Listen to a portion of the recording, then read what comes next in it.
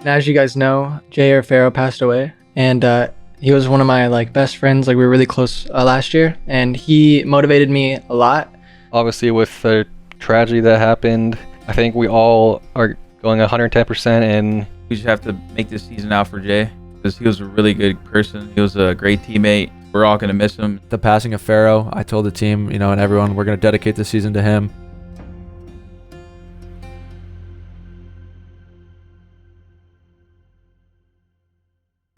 Fero feeling himself so far at a monster map 1 as well as he led all players. Fero trying to be the impact player right now for his boys. For the win, Fero wants it. Fero made it interesting, right? Florida Mutineers are just simply on point.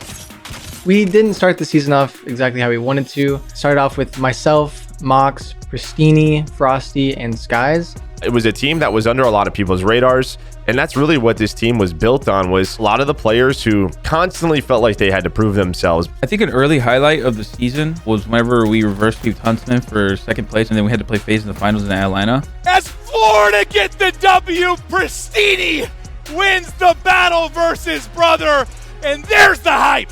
It was weird. We were down 0-2, but we were actually smoking them in every gunfight. I was like, dude, I don't even feel worried at all. That gave us a momentum. It showed us how good we could be in. We could be a top team that year. For Florida, they made a lot of roster changes. They went with it. They took chances, and they were one of the teams where those chances absolutely paid off. So we ended up making the change Prestinni for Fero. Right away, we immediately felt like a better team. Jay was the leader kind of that we needed. That paid off right away, and we won an event. I think the Mutineers may have done it. They may have just done it, Chance. And then the honeymoon kind of started to fade away. Our gunfights are good, but we just do one simple mistake towards the end of the game that could cost us the whole game. We felt like we needed to make a roster change again. So we ended up dropping Maux for the up-and-comer Owakening. Big Joe. Big Wake. Big Wake. Right away, perfect fit. straight out of the gate, back-to-back first places, straight dominating everyone. There's the clearance from the Mutineers, and there's the win. My God, man, they have taken over the Call of Duty League.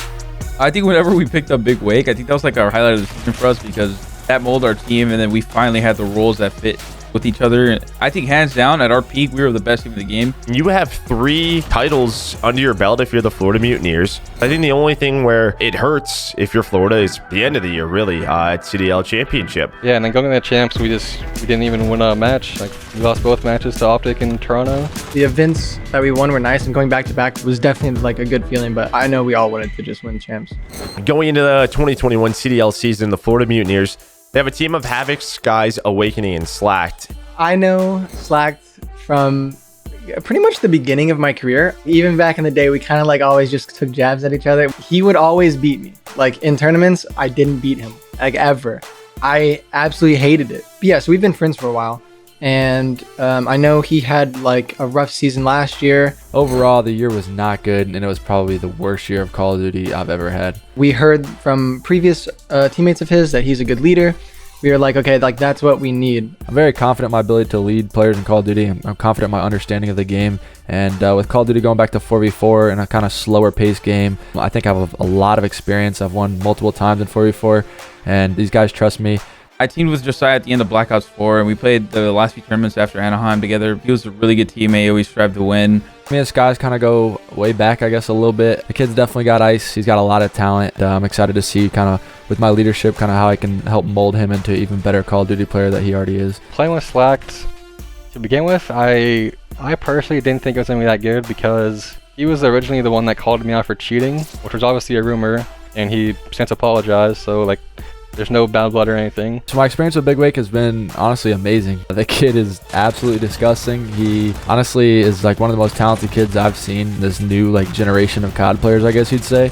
You look at a guy like Slack to pick up, well, some slack, right?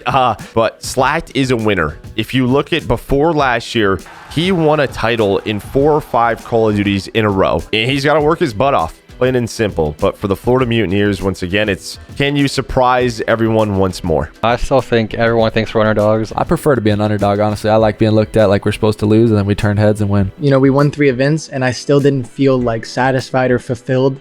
So I think for me, success this year is winning champs. Ricky, I think he's one of the best coaches I've ever had. It's hard to put it into words how much a coach really does influence the game. Dude, he was the veto god. Like, I'm not even kidding. Like, every single map set, he would come back in TeamSpeak. He'd be like, yo, we got this. And I'm like, oh my God. Like, he would always find a way to get us really good maps. He's like a brother to us, so it's like more of like families. He just molds us more together and just makes us like brothers.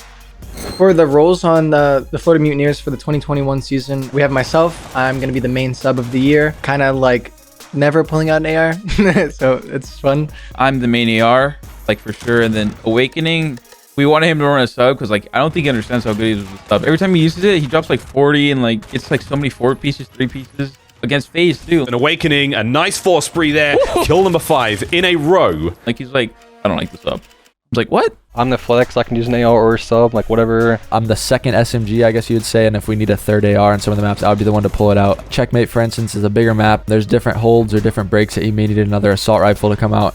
We all have the same goal, and all we want to do is win. There's definitely a lot of added motivation this year. Obviously, with the passing of Fero, I told the team, and everyone, we're going to dedicate the season to him. We want to work as hard as we possibly can, and I tweeted out whenever it happened, and I joined the Mutineers. I said I was going to work my ass off and be the best competitor I could be for the fans, for myself, and for my teammates.